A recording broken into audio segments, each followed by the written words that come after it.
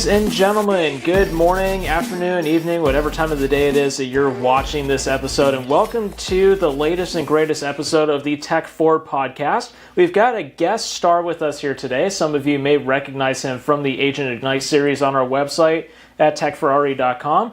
We've got Mr. Dwight Campbell with Pioneer Title, one of the business development reps over here, and a personal friend of going on, 5 years now, ever since I got into the real estate world. And today we're kind of diving into the world of wire transfer fraud. You know, one of those big things that everybody looks at and always has to say, WTF, man, what in the world is going on with this? So wire transfer fraud, as we all know, it's a massive issue that's plaguing our clients. Dwight, can you kind of fill us in? What exactly is wire transfer fraud, and what do we need to know about it right up front? So wire transfer fraud is prevalent in the United States and elsewhere. Strictly in the United States, about 12.5 billion with a B in wire transfer losses, according to the FBI statistics. What it is basically a individual will go in and fraudulently, of course, try and zap funds from an individual's account or set up fake wiring instructions and present those to a potential buyer, contact the buyer, very sophisticated, sound like a title escrow rep. Or a real estate agent. Or a real estate agent, and give you the wiring instructions and the account number, and you wire your funds for the biggest purchase of your life. And what ends up happening is those funds go out of the country. And they filter quickly. The biggest issue is if you do experience wire transfer fraud, you catch it in time, within 24 hours is optimal. That's what you want to do. And you want to call the local authorities and obviously make a complaint. Well, here's the big question, right? Wire transfer fraud, just like many other types of fraud, it's on the rise. Literally, the wire transfer fraud addendum here in Arizona makes that disclosure saying that it's on the rise, and it's ever increasing. As you saw with those numbers there, the numbers are going up year over year as people are seeing it as more of a lucrative income. You know, it's a very quick and easy way to make a couple $1,000s. But how would one go about coming to the realization that wire transfer fraud has been committed against them? Because if you don't know who you're sending your money to, how are you going to find out that you've had wire transfer fraud committed against you? Well, generally speaking, your escrow officer in a legitimate transaction where you're actually purchasing a home is going to contact you and say, where are your funds? Jake, when did you send them? Let me look into that. They look into it, they find out that they were not sent or received by the appropriate parties, and that's when the investigation starts. Yikes. Yes, that is not a good time to realize it. So, you know, what we do on the title side is we want to ensure that your funds are, once you wire them, you're sending them to the correct place, destination, and the correct bank accounts. We send out an opening package when you open up a escrow with Pioneer Title, and then your trusted source is going to be that escrow officer.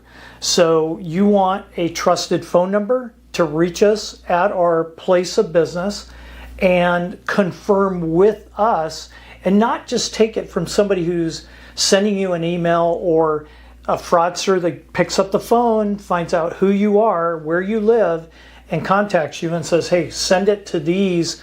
The wiring instructions have changed. Send it to this location. That will never, ever happen. Our wiring instructions and account number never change. They will always be the same. Is it the same for every single transaction that somebody does with Pioneer Title? Correct. Okay, so all that stuff stays the same. Absolutely. Now, here's the big thing. All these fraudsters and scammers out there, they're doing their darndest to make themselves look like a title rep or make themselves look like an escrow officer, real estate agent. I haven't heard of anybody trying to pretend to be a lender for the sake of wire transfer fraud yet. But, you know, how can I identify that I'm being hit with wire transfer fraud? Is there like an easy way for me to figure out what these emails are, or whether or not they're from a trusted source, or maybe something going on like I'm getting a phone call from somebody saying, hey, yes, I'm from such and such title company and I'm looking for you to send the funds over to this place? Like, how can I prove that they're actually from a title company? Well, great question. And the fraudsters are, as I said before, are really good at what they do. It's an art. It is an art. Very smooth. They want your money, so they're going to be as smooth as possible. One of the things that you can look for in an email is, number one, look really hard at where that email is coming from. I'll give you a great example, and this is probably, it's a humorous one because it happened to me. So my wife sends me a text, and it's from Lowe's, and they're offering 25% off on their power tools. Well, I think, gosh, it's coming from a trusted source. Let me click on that. So I did. The beauty of an iPhone is this wasn't Lowe's. It was LOW.ES.com. So it wasn't coming from Lowe's. I should have looked at that text, but I had it coming from my wife, a trusted source, right? So who also thought it was coming from a trusted source. Absolutely. And she just sent it to me. She didn't say, hey, look, this looks suspicious. So what I would encourage any buyer and or seller, depending on the circumstances, is to look at those emails really closely. Make sure it is coming from a trusted source. We encrypt our emails as well. So when you receive that email, there are passwords and exercises you have to go through to be able to open those up. If you have a difficult time with those, contact our office and we will walk you through the process of opening those emails up. But look at those emails for spelling errors, for addresses that just don't look right. Kathy with a IE versus a Y, or a Kathy, CATHY, period, and last name. Those are dead giveaways to what you're reading may not be true, may not be accurate. And if you suspect that there's wire transfer fraud or you're getting an email from an untrusted source, pick up the phone, call our office, and talk to somebody. We will walk you through it. We will make sure that the funds you're sending for that purchase are that they're going to escrow and they're not going to an untrusted source. So should I be calling the phone number that's at the bottom of the fake email that I've got, or should I be going directly to the title company's website to find that phone number? You know what? Great comment. www.pioneertitleagency.com. That is the best way you can look up your trusted source. You can look up our branches. You can look up an individual's name, and it will bring a trusted phone number as well as address. Again, www.pioneertitleagency.com. Simple enough. All right. Yep. So, in other words, don't call up the number that's at the bottom of the fraudster's email, because chances are that's going to be a phone number going directly to the fraudster, who is only going to re-verify those instructions. And chances are that phone number may be very similar to our phone number, but be 1 or 2 digits off. So you really want to pay careful attention to that. And again, look at your opening package that you received from the title company, and then compare it to the email. If there's any discrepancies at all, get on the phone and call us. Well, what if the fraudster is the one that sent me the opening package? Haven't quite thought about that yet. Chances are that's not going to happen, because you're going to get an encrypted message from us, which you're going to have to walk through and get into. All right, fair enough. Yeah, that's something I've not seen any fraudsters doing just yet. So hopefully they don't think about that or watch this episode and get any ideas. Oh, man. Or the other thing that'd be really interesting is if the real estate agent, any of you who are watching, or myself included, mistypes your escrow officer's email address and it winds up going directly to the fraudster. So here's another question based off of these emails that are going around from the fraudsters that are committing this stuff. How in the world are they getting them to look so stinking close to the emails that actually come from title company employees? Like, do you think, I'm not saying this as something that I think is actually going on within a title company, but do you think maybe somewhere out there there's somebody that has managed to become a mole somewhere along the line and leak out the templates for emails, or what in the world is going on? Well, and you know what, you bring up a really good point, because you can easily go in and Google anything, right? In this world, you can Google anything. You can get an escrow statement, but what the fraudsters are doing is, for example, on a Gmail account for me, or an AOL account, or whatever other accounts are out there, if you don't have the safeguards on those accounts, then you have fraudsters that can access your email, and that's where they're getting a lot of the information from. Absolutely. Okay. Yep. That we don't have makes the sense. safeguards that Pioneer Title Agency puts together to try and combat this. Do you encrypt your personal email? And I'm not asking you, but I'm just for food for thought. That's one thing that I do not do when I send out an email. Although I don't use my personal email for business, but my business email obviously goes through a lot of protocols. And oftentimes my email, because I do generate a lot of emails, will be picked up by a Gmail account or whatever the case may be, and will be blocked. So one of the things you want to do is make sure that you've got the safety net on your personal email that perhaps you're not getting by just a basic Gmail account. No, absolutely. And actually, I will throw something out there real quick, a little tech tip for you guys. If you're looking for a good, secure mailing system that you can do your emails through, there's actually a platform that's based in Switzerland, of all places, called Proton Mail. The whole Proton system with their password manager and everything else they've got is one of the most secure encrypted platforms that you can use. Doesn't cost you anything to use it, but if you want a good secure email, that's the place to go. So I guess kind of finalizing that, what I'm trying to say is how do they make it sound so much like the escrow officer or somebody from the title company? Like, do you think maybe at some point they've actually looked at emails that have come from these people? Or, like, surely, yes, you can find the stuff on Google, but there's something a lot more in-depth going on.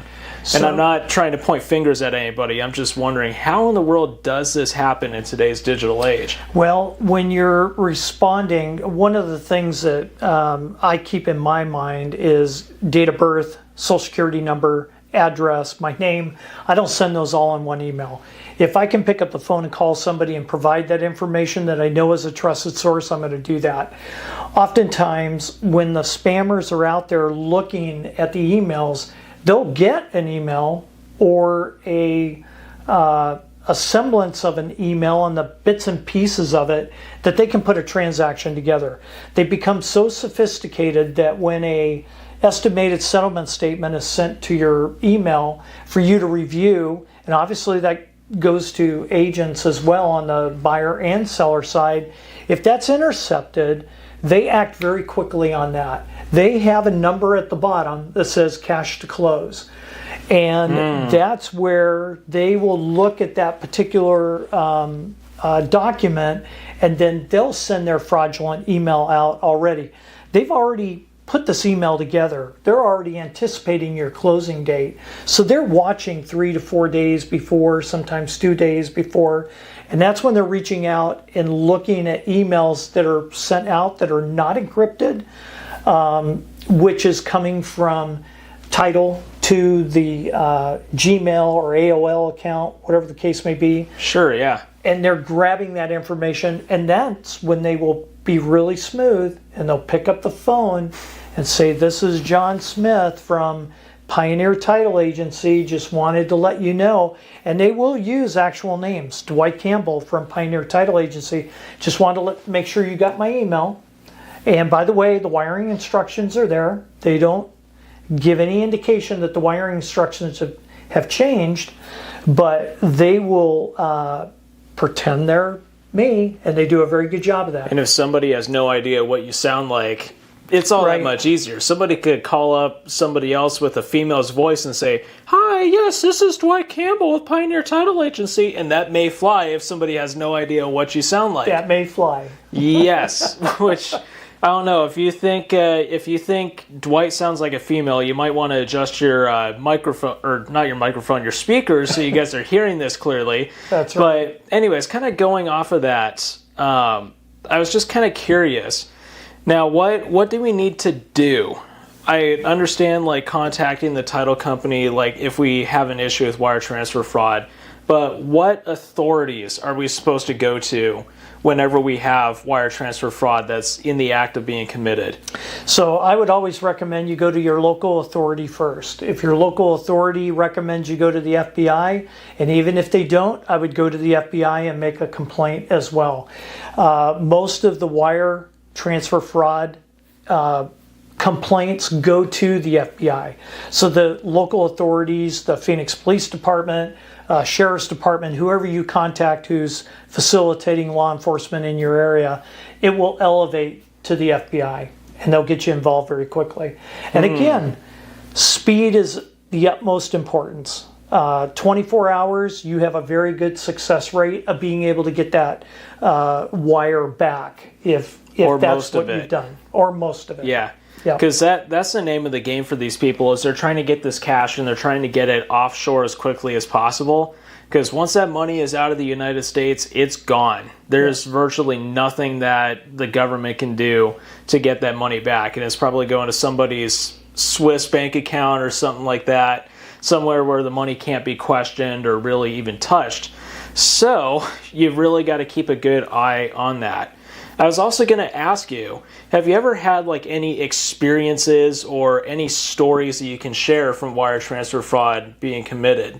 Not necessarily something happening to you, but do you have any stories of wire transfer fraud?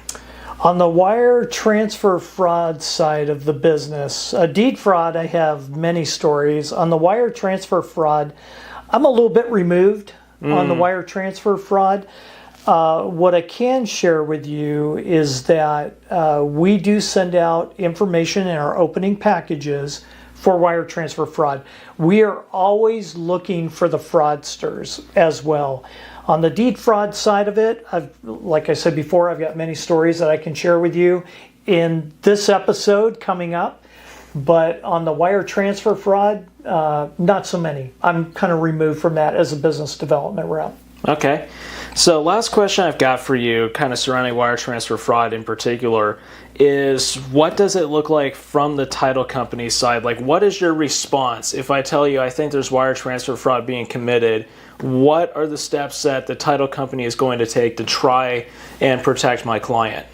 Well, number one, we're gonna contact them as quickly as possible. We're gonna contact their agent as well, let them know that there's potential wire transfer fraud. Again, we didn't send the money, so we can't initiate a complaint, but we can certainly work with the customer and try and determine what has transpired, and obviously check with our wire department to make sure that it did not come to us and it went to another party, and confirm that with them. Okay. Yep. So with that, as we bring this episode to a close, do you have anything else that you want to share surrounding wire transfer fraud? Anything else that you feel we should know? Beware, be skeptical, and make that phone call to the office that you feel comfortable with. Go to our website, www.pioneertitleagency.com, and make sure that you're not utilizing a suspected individual's account email and trusting that what they're sending to you is accurate. Always verify by calling our office. We will answer the phone.